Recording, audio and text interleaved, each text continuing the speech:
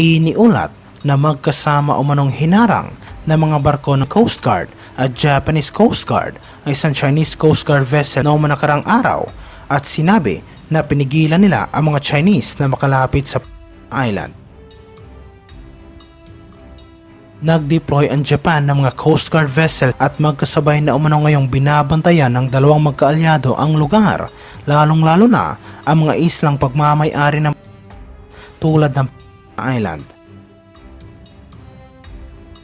Ayon naman sa isang pahayag ng Philippine Coast Guard, nahihirapan umano ang mga Chinese na makalapit dahil sa presensya ng mga barko ng Japan kasama ang barko ng Navy at Coast Guard.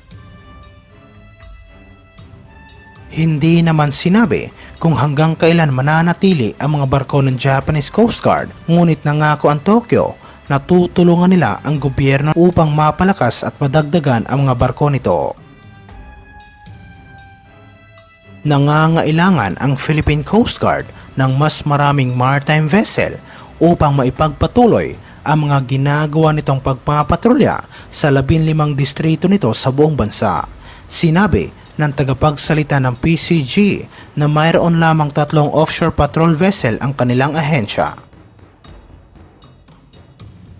Sinabi niya na mayroong 15 distrito sa buong bansa at ang unang kailangan dyan ay yung mga offshore patrol vessels. Mayroon silang istasyon na nangangailangan ng mga quick response vessel na pwedeng i-deploy kaagad upang tumugon sa anumang emergency at mga joint enforcement operation sa lugar.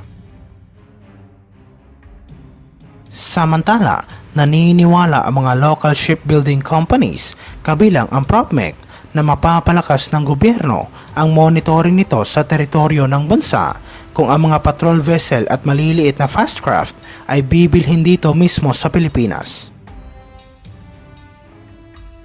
Sinabi ni PropMech Director na si Glentong na nakakalungkot umano na marami sa ating mga barko ang kailangan pang bilhin sa ibang bansa at hindi natin alam kung ano ang mangyayari sa hinaharap tulad ng nararanasang limitadong supply ng mga equipment kaya mahirap ang pag-maintain sa mga naval asset ng bansa.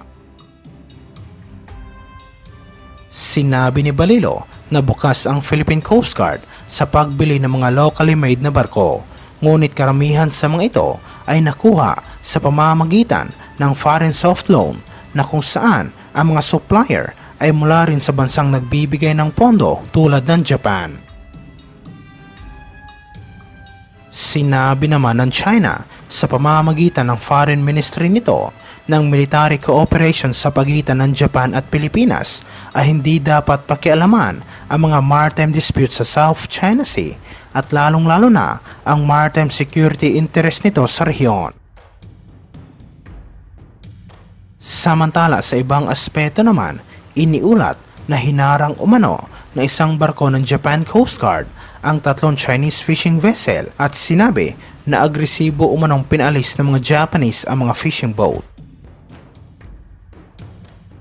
Nag-deploy ang Japan ng humigit kumulang 10 mga Coast Guard vessel upang tulungan ang Pilipinas na protektahan ang teritoryo nito at sinabi na hindi umano sila papayag na basta-basta nalang apihin ng komunistang bansa ang mga Pilipino.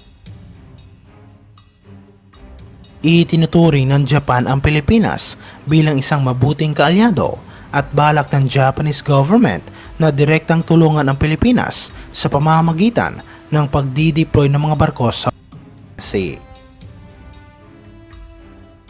Balak din ng Japan na magpasa ng isang batas na magpapahintulot sa kanilang bansa na magbigay ng mga armas sa mga kaalyado nito sa rehiyon tulad ng Indonesia, Vietnam at Pilipinas at ito ay sa gitna ng kinakaharap na hamon ngayon ng mga nasabing bansa sa South China Sea.